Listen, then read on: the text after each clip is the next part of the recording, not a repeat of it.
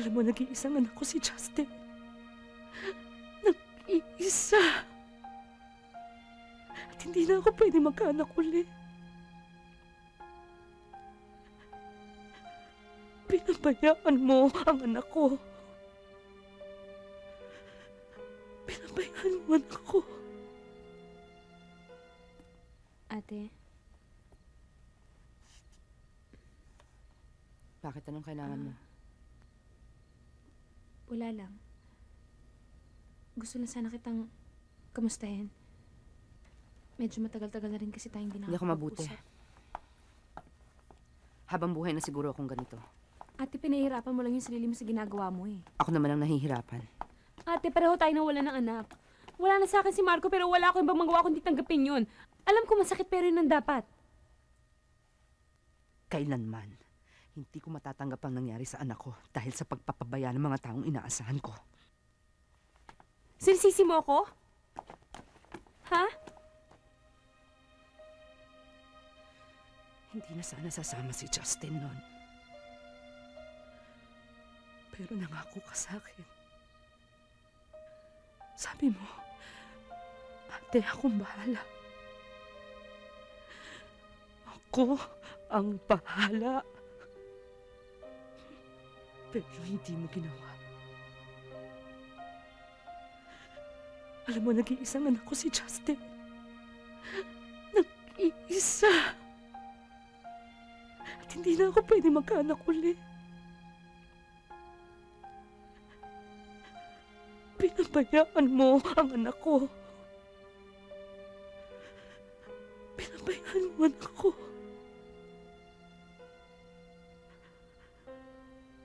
Nagpabaya ba ako sa'yo, Lisa?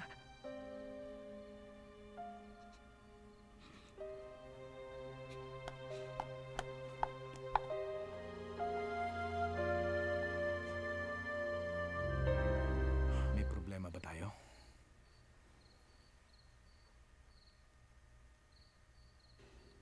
Wala. Wala lang ako sa mood. Palagi mo lang sinasabing wala. Hindi naman to tungkol sa mood. O sa gaano mo sa...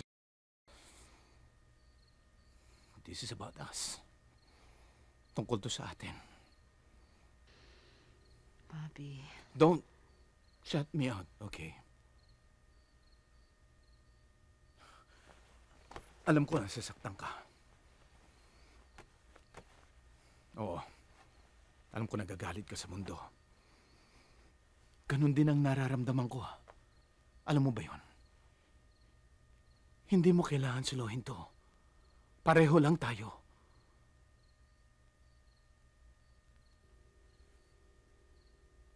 Magkaiba tayo. Anak ko rin si Justin.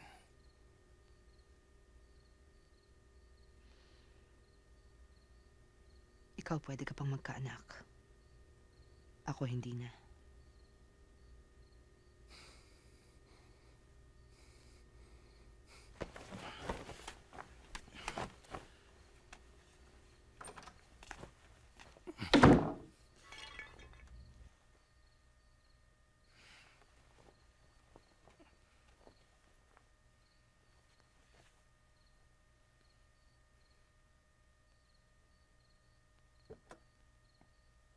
Bakit maaga kaya yata ngayon?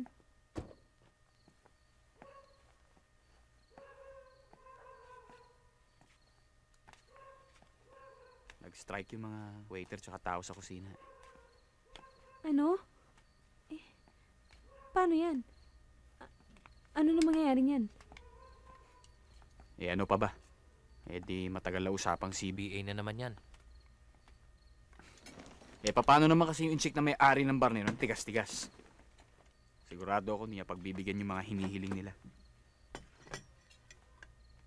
Mike, ilang buwan na tayo hindi nakakahulog sa bangko. Yung gamot ni Miguel malapit na rin maubos. Yung maintenance niya para sa puso niya. Huwag kang mag-alala. May audition naman para sa mga bagong pwesto eh. Bakit naman kasi nangyayari sa atin to eh? Kailan naman? Mike, pakabuntis ako eh.